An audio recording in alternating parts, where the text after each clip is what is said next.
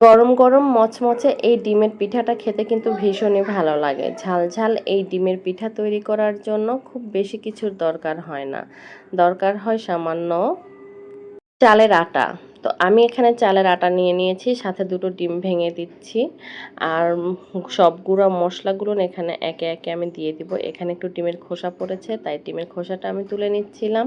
আর এর সাথে এখন আমি আস্তে আস্তে অ্যাড করে দিব গুঁড়া মশলা। এখানে আমি সামান্য ধনিয়া গুঁড়া মিক্স করে দিলাম।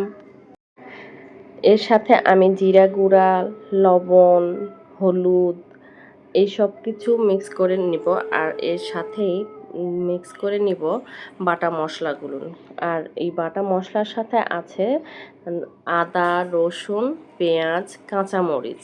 যে যেরকম ঝাল খাবে ঠিক সেরকমভাবেই ঝালের পরিমাণটা বাড়িয়ে দিবে। আমার যেহেতু ছোট বাচ্চা আছে, তাই আমি ঝালের পরিমাণটা একটু কমিয়েই দিচ্ছি।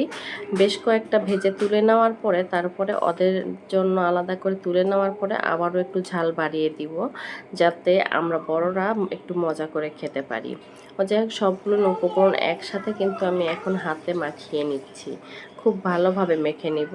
আর এই ব্যাটারটা খুব ভালোভাবে মাখানোর উপরই কিন্তু পিঠাটা কতটা মজার হবে নির্ভর করে। ব্যাটারের উপর নির্ভর করে পিঠাটা কতটা ফুলবে।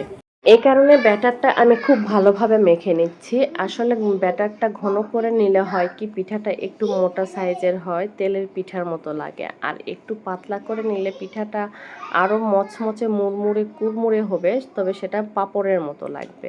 তো আমি চাচ্ছিলাম আজকে তেল পিঠার মতো করেই এই পিঠাটা তুলে নিব। তার জন্য কড়াই বসিয়ে দিয়েছি চুলায়, আর তাতে কড়াইটা গরম হয়ে গেলে তেল দিয়ে দিচ্ছি।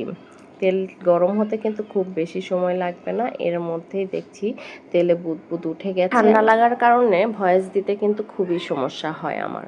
যাই হোক, ক্ষমা দৃষ্টিতে দেখবেন সবাই। আর মাঝে মধ্যে মনে হয় এই ফোনটাতে ভয়েস কেমন যেন আসে। এই তো তেলের মধ্যে পিঠা দিয়ে দিয়েছি, খুব সুন্দরভাবে পিঠা হচ্ছে। আর আমার ছেলে মেয়ে তো পিঠা খাওয়ার জন্য অপেক্ষায় আছে।